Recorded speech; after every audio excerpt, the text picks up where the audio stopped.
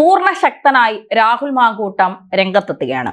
അതായത് രാഹുൽ മാങ്കൂട്ടം ഒരു ഇന്റർവ്യൂ നടത്തിയതിനു ശേഷം രാഹുലിനെ കടന്നാക്രമിക്കാം എന്ന് കരുതിയിരുന്ന ചില ആളുകൾക്ക് 8ന്റെ പണി തന്നെ കിട്ടിയിരിക്കുന്നു എന്നുള്ളതാണ്. അത് രാഹുൽ വഴിയാണെങ്കിൽ അങ്ങനെ, അല്ല മറ്റു തരത്തിലാണെങ്കിൽ അങ്ങനെ. അതായത് രാഹുൽ മാങ്കൂട്ടത്തിനെ എല്ലാ തരത്തിലും വലിച്ചു കീറി ഒട്ടിക്കാം. ഇനി രാഹുൽ മാങ്കൂട്ടത്തിന് രാഷ്ട്രീയത്തിൽ ഒരു ഭാവി ഉണ്ടാകരുത്, രാഹുൽ മാങ്കൂട്ടം ജനങ്ങളുടെ മുന്നിലൊക്കെ ഇല്ലാണ്ടാകണം എന്ന തരത്തിൽ പ്രവർത്തിച്ച ചില ആളുകൾക്ക് നമുക്കിവിടെ അതിജീവിതമാരെ മാറ്റി നിർത്താം. കാരണം അത് കോടതിയിൽ ഇരിക്കുന്ന കേസാണ്.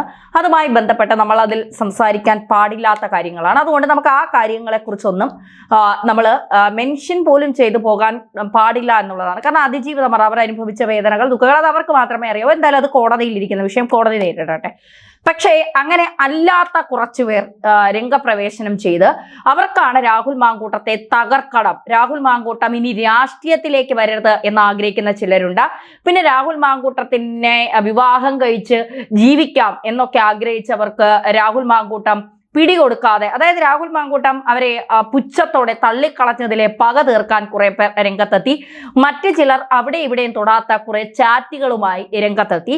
ഇതൊക്കെ ഇവർക്ക് തന്നെ തിരിഞ്ഞു കൊത്തുന്ന കാര്യങ്ങളാണ് നമ്മൾ കണ്ടുകൊണ്ടിരിക്കുന്നത്. അതായത് ഈ രാഹുൽ മാങ്കൂട്ടം ഇന്റർവ്യൂ കൊടുത്തു കഴിഞ്ഞപ്പോൾ അതിൻ്റെ പിന്നാലെ കുറെ ചാറ്റുകൾ, കുറെ എന്താ പറയുക, കേരളം ഞെട്ടുന്ന കുറെ കാര്യങ്ങളൊക്കെ രംഗത്ത് ഇട്ടുകൊണ്ട് പലരും രംഗത്തെത്തിയിരുന്നു.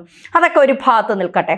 എന്തായാലും രാഹുൽ മാങ്കൂട്ടവുമായി ബന്ധപ്പെട്ട് കഴിഞ്ഞ ദിവസം MA ഷഹനാസ് നടത്തിയ ഒരു പത്രസമ്മേളനം, മാധ്യമങ്ങളെല്ലാം വിളിച്ച് ഷഹനാസിന് പറയാനുള്ള കാര്യങ്ങൾ ധീര വനിതയെ പോലെയാണ് ഷഹനാസ് അവിടെ അവതരിപ്പിച്ചത്. അതായത് ഷഹനാസ് പറയുന്നുണ്ട്, ഇവൻ കാട്ടുകോഴിയാണ്, ഇവൻ സ്ത്രീകളെ മാനിപ്പുലേറ്റ് ചെയ്യുന്നവനാണ്, ഇവൻ ലൈംഗിക വൈകൃതമുള്ളവനാണ്, ഇതൊക്കെ എനിക്ക് നേരത്തെ തന്നെ അറിയാമായിരുന്നു.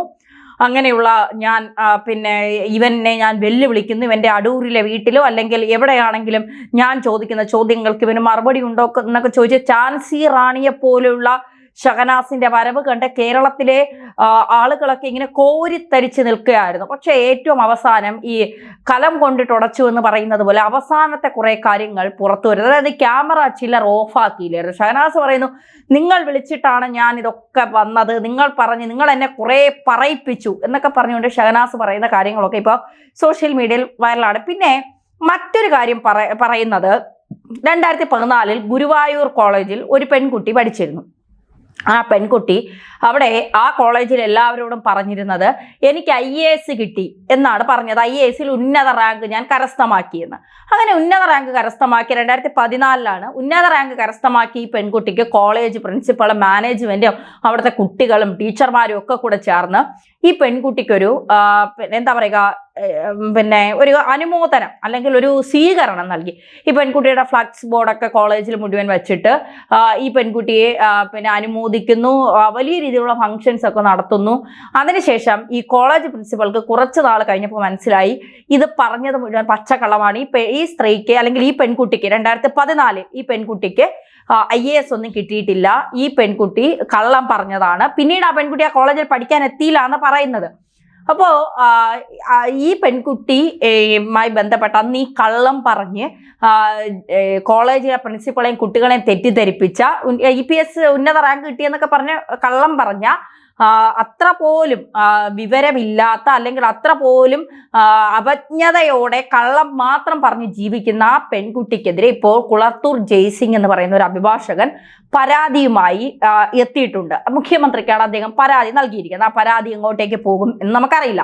എന്തായാലും ആ പെൺകുട്ടിയും അല്ലെങ്കിൽ ആ പെൺകുട്ടിയുമായി ബന്ധപ്പെട്ട ചില കാര്യങ്ങളുമൊക്കെ ഇപ്പോൾ ആളുകൾ കുത്തിപ്പൊക്കി ഇറക്കുന്നുണ്ട്.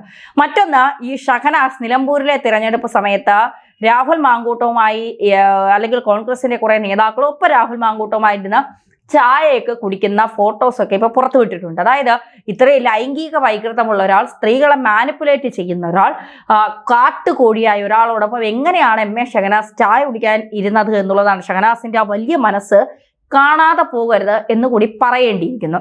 പിന്നെ ഇതിൽ മറ്റു പലരും ചൂണ്ടിക്കാണിക്കുന്ന ഒരു കാര്യം എന്ന് പറയുന്നത്, ഷഹനാസ് കോൺഗ്രസിനെതിരെ തന്നെയാണ് തിരിഞ്ഞിരിക്കുന്നത്. ഒരു കോൺഗ്രസ് പ്രവർത്തക എന്ന രീതിയിലുള്ള ഉള്ള രീതിയിലല്ല ഷഹനാസ് പ്രവർത്തിച്ചത്. ഷഹനാസ് കോൺഗ്രസിനെ തകർക്കാനുള്ള, അതായത് ആദ്യം ഇതിൽ തന്നെ കമ്മിക്കൂട്ടങ്ങൾ എന്ന് പറയുന്നു, പിന്നെ കൊങ്ങിക്കൂട്ടങ്ങൾ എന്ന് പറയുന്നു, അതായത് രാഹുൽ മാങ്കൂട്ടത്തെ വെള്ളപൂശാൻ ശ്രമിക്കുന്ന കുറെ ആളുകൾ എന്നൊക്കെ പറഞ്ഞുകൊണ്ട് കോൺഗ്രസിനെ തന്നെയാണ് ഷഹനാസ് ഇരുന്ന് വളരെ മോശമായി പറയുന്നതും തരം താഴ്ത്തുന്നതും ആ പ്രസ്ഥാനത്തെ തന്നെയാണ്.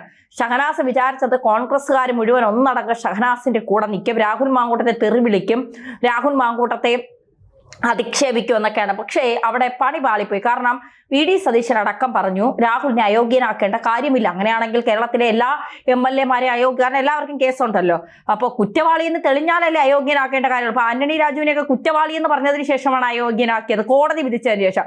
കോടതിയിൽ ഇരിക്കുന്ന ഒരു കേസ്, അതിൽ കോടതി തന്നെ ജാമ്യ ഹർജിയിൽ പറഞ്ഞ കാര്യങ്ങളൊക്കെ നിലനിൽക്കുമ്പോൾ കോടതി കുറ്റവാളി എന്ന് പറയാത്ത ഒരാളിനെ എങ്ങനെയാണ് കുറ്റക്കാരനാക്കുന്നത് എന്നുള്ള ചോദ്യം തിരിച്ചു ചോദിച്ചപ്പോൾ ഷഹനാസ് അടക്കമുള്ള ചില ആളുകൾ ആളിക്കത്തുന്നു എന്നാണ് കേൾക്കുന്നത്. ഇനി മറ്റൊന്ന് റിനിയെ ഇപ്പോൾ നമ്മൾ കാണാനില്ല, അതായത് റിനി കണ്ടം വഴി ഓടി എന്നൊക്കെയാണ് കേൾക്കുന്നത്. റിനിയാണ് ആദ്യം 24 മണിക്കൂറിനകത്ത് രാഹുൽ മാങ്കൂട്ടം പിന്നെ ഏതോ ഹോട്ടലിലേക്ക് വിളിച്ചു എന്ന് പറഞ്ഞ് ഹൂ കെയേഴ്സ് എന്ന് പറയുന്ന ഒരു നേതാവ് എന്നൊക്കെ പറഞ്ഞ് റിനിയാണ് ആദ്യം രംഗത്തെത്തുക. ആ റിനി രാഹുൽ വെല്ലുവിളിച്ചിട്ടും റിനി എന്താണ് വാ അടച്ച് മിണ്ടാതിരിക്കുന്നതെന്ന് ചോദിച്ചാൽ അറിയില്ല. റിനി ആ ചാറ്റ് മുഴുവൻ പുറത്തുവിടാൻ റിനിക്ക് ധൈര്യമുണ്ടോ എന്നാണ് കേരളത്തിലെ ജനങ്ങൾ റിനിയോട് വെല്ലുവിളിക്കുന്നത്. മാത്രമല്ല ഇവിടെ ഈ പാലക്കാട് ഒരു സർവേ നടത്തി. ആ സർവേയിൽ പുരുഷന്മാർ പറയുന്നത് രാഹുൽ മാങ്കൂട്ടം വേണ്ട സ്വാഭാവികമാണ്. പക്ഷേ അമ്മമാരടക്കം സ്ത്രീകളുടെ റിപ്പോർട്ടുകൾ പുറത്തു വന്നപ്പോൾ പറയുന്നത് രാഹുൽ മാങ്കൂട്ടം തന്നെ പാലക്കാട് വീണ്ടും കോൺഗ്രസ് സ്ഥാനാർത്ഥിയെ മത്സരിക്കണം എന്നുള്ളതാണ്. മറ്റൊന്ന്, ഈ പ്രശ്നങ്ങളൊക്കെ നിൽക്കെ 2014 ഒരു ചാറ്റ് ജസ്ല മാടശ്ശേരി പുറത്തുവിട്ടു. ജസ്ല മാടശ്ശേരിയോട് എനിക്ക് വളരെയധികം ബഹുമാനമുണ്ട്. കാരണം അവർക്ക് ഒരാളെ എവിടെ നിർത്തണമെന്ന് കൃത്യമായിട്ട് അറിയാവുന്ന ഒരു സ്ത്രീയാണ് അവർക്ക് ഏതൊക്കെ ബൗണ്ടറി വയ്ക്കണം എന്ന് കൃത്യമായി മനസ്സിലാക്കി സംസാരിച്ച ഒരു ലേഡി തന്നെയാണ് അവർ. അതിൽ ഒരു എന്താ പറയുക, ഒന്നും പറയാനില്ല. പക്ഷേ ജസ്ല മാടശ്ശേരിയോട് ഒരു ചോദ്യം, 2017 ചാറ്റ് നിങ്ങൾ പുറത്തു വിട്ടു, ഓക്കെ, അത് നല്ല കാര്യം. രാഹുൽ കോഴിയാണ്, അല്ലെങ്കിൽ കുരുപ്പ് പിടിച്ച കോഴിയാണ്, അതും ശരിയാണ്. അതൊക്കെ നിങ്ങൾ പറയുന്നത് പോലെയാണ് മറ്റുള്ളവർ ഏറ്റു പറയണം എന്ന് നിങ്ങൾ അതൊക്കെ മറ്റുള്ളവർ ഏറ്റു പറയുന്നുണ്ട്, അത് ശരിയാണ് എന്ന തരത്തിൽ തന്നെയാണ് കേരളത്തിലെ ജനങ്ങൾ നിങ്ങളോട് പറയുകയും ചെയ്തത്. അപ്പോഴും ഒരു ചോദ്യം, അപ്പൊ എന്തിനാണ് ജസ്ല മാടശ്ശേരി ജസ്ല തിരിച്ചയച്ച മെസ്സേജുകൾ, കാരണം ജസ്ല അതിൽ മെസ്സേജ് അയച്ചിട്ടുണ്ടെന്നുള്ളത് ആ മെസ്സേജിന്റെ കോൺവെർസേഷൻ കാണുമ്പോൾ നമുക്ക് മനസ്സിലാവുന്ന കാര്യമാണ്. ജസ്ല എന്തിനാണ് അത് ഡിലീറ്റ് ചെയ്ത് കളഞ്ഞത്, അല്ലെങ്കിൽ മാച്ച് കളഞ്ഞ് എന്തിനാണത്, അതും കൂടെ പുറത്തുവിടണം. അതല്ലേ ചങ്കൂറ്റം എന്ന് പറയുന്നത്. അല്ലാതെ ഈ ഫേസ്ബുക്കിൽ വന്ന് തെറി വിളിക്കുന്ന ആളുകൾക്ക് മറുപടിയും ഒക്കെ ധീരയായ ചാൻസി റാണി ജസ്ല മാടശ്ശേരി വരുന്നു എന്നൊക്കെ കേൾക്കുമ്പോൾ നിങ്ങൾക്ക് രോമാഞ്ചമുള്ളൂ. അതൊക്കെ അവിടെ ഇരിക്കട്ടെ. പക്ഷേ ചോദിക്കുന്നത്, ജസ്ല പറഞ്ഞ കാര്യങ്ങൾ എന്താ പുറത്തുവിടാത്തത്? ഇപ്പോൾ അതിജീവിതമാർക്ക് പണി കൊടുക്കാൻ പുതിയൊരു അവതാരം എത്തിയിട്ടുണ്ട്. ഞാൻ ആരോടെങ്കിലും 1 രൂപ ചോദിച്ചിട്ടുണ്ടോ, അതിന്റെ മെസ്സേജ് പുറത്തുവിടുമെന്ന് രാഹുൽ മാങ്കൂട്ടം പറഞ്ഞപ്പോൾ എന്താണ് രാഹുൽ മാങ്കൂട്ടം പറഞ്ഞത് എന്ന് പോലും കേൾക്കാതെ അതിജീവിതമാരെ അപമാനിക്കുന്ന തരത്തിൽ ഒരു അയച്ചു കൊടുത്ത ക്രീമിന്റെ ഇതിന്റെ ഒക്കെ സ്ക്രീൻഷോട്ട് ഒരു മാധ്യമ പ്രവർത്തകർ എടുത്ത് പുറത്തിട്ടതിന് ശേഷം അതിലെ ഡേറ്റ് മായ്ച്ചു. പക്ഷേ ഇത് സ്വീകരിച്ച ആളിന്റെ കയ്യിൽ ഈ കൃത്യമായ ഡേറ്റും കാര്യങ്ങളും ഉണ്ടാകുമെന്നുള്ളത് എവിടെയോ ആ ബുദ്ധി കൂടിയ മാധ്യമ പ്രവർത്തക മറന്നുപോയി. ഏപ്രിൽ 8-ാം തീയതി അതിക്രൂരമായി ബലാത്സംഗം ചെയ്തു എന്ന് പറയുമ്പോൾ ഏപ്രിൽ 12-ാം തീയതിയോ 18-ാം തീയതിയോ ഏപ്രിൽ 14-ാം തീയതി ഏപ്രിൽ 14-ാം തീയതി ഈ ക്രൂരമായി ബലാത്സംഗം ചെയ്ത ആളിന് ഇത്രയൊക്കെ സാധനങ്ങൾ അയച്ചു കൊടുത്തിരിക്കുന്നു എന്ന് പറയുമ്പോൾ കേരളത്തിലെ ജനങ്ങളാണ്, ഈ ജനങ്ങളെ വിഡ്ഢികളാക്കാം. 99% നിങ്ങൾ വിഡ്ഢികളാക്കൂ, പക്ഷെ 1% നിങ്ങളോട് തിരിച്ചു ചോദിക്കില്ലേ? ഇതൊക്കെ നിങ്ങൾ പറഞ്ഞതും കൂടി പുറത്തുവിടുകേ. നമ്മൾ അതിജീവിതമാരെ മാറ്റി നിർത്തിക്കൊണ്ട് തന്നെയാണ് പറയുന്നത്. അവർ അനുഭവിച്ച വേദന, ബുദ്ധിമുട്ട്, പ്രയാസങ്ങളെല്ലാം മനസ്സിലാക്കിക്കൊണ്ട് തന്നെയാണ് ചോദിക്കുന്നത്. അവിടെ മറ്റൊരു കാര്യം കൂടി കോടതി ചോദിച്ചിട്ടുണ്ട്.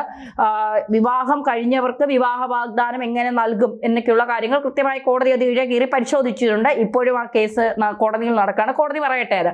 അപ്പോൾ ഈ ജസ്ല മാടശ്ശേരിയോട്, റിനിയോടും ഷഹനാസിനോടും ഒക്കെയുള്ള ചോദ്യമാണ് ചില മാധ്യമ പ്രവർത്തകരോട്. കാരണം രാഹുൽ മാങ്കൂട്ടം തന്നെ പറയുന്നു അദ്ദേഹത്തെ തകർക്കാൻ ഒരു മാധ്യമ കൂട്ടം ഇവിടെയുണ്ട്. അതിൽ കുറെ പേരെ മനസ്സിലാക്കുന്ന തരത്തിൽ തന്നെയാണ് അദ്ദേഹം പേര് പറയാതെ തന്നെ പലരെയും കുറിച്ച് പറഞ്ഞത്. കേരളത്തിലെ മാധ്യമ പ്രവർത്തകർക്കും അല്ലാത്തവർക്കും ഒക്കെ അതൊരുവിധം മനസ്സിലായി എന്നുള്ളതാണ്. ഇപ്പോൾ രാഹുൽ മാങ്കൂട്ടം DGPക്ക് പരാതി കൊടുത്തിട്ടുണ്ട്. അതിൽ പറയുന്ന ഏറ്റവും പ്രധാനപ്പെട്ട കാര്യം ആ ഗൂഢാലോചന വകുപ്പ് കൃത്യമായി തെളിയിക്കപ്പെട്ടാൽ ഷഹനാസിന് കുരുക്ക് മുറുകും എന്നുള്ള കാര്യത്തിൽ ഒരു സംശയവും വേണ്ട. ഷഹനാസ് എന്തിനാണ് ഇതൊക്കെ കളിച്ചത് എന്നുള്ള കാര്യത്തിൽ കൃത്യമായ വിവരം ശരിയായ രീതിയിൽ അന്വേഷിച്ചാൽ, ഒരു പുരുഷൻ ഒരു സ്ത്രീക്കെതിരെ പരാതി കൊടുക്കുമ്പോൾ ആ പരാതി എത്രത്തോളം കാര്യമായി പോലീസ് അന്വേഷിക്കും എന്നുള്ള കാര്യമൊന്നും നമുക്കറിയില്ല. കാരണം സ്ത്രീയാണ് പരാതി കൊടുത്തിരുന്നെങ്കിൽ, ഏതെങ്കിലും പുരുഷന് ഒരു പത്രസമ്മേളനം നടത്തി അവൾ കോഴിയാണ്, അവൾ ലൈംഗിക വൈകൃതത്തിന് അടിമയാണ്, അവൾ ആണുങ്ങളെ മാനിപ്പുലേറ്റ് ചെയ്യുന്നവളാണ് എന്ന ഏതെങ്കിലും പുരുഷന് ഇതുപോലെ പത്രസമ്മേളനം നടത്തി പറയാൻ കഴിയുമോ?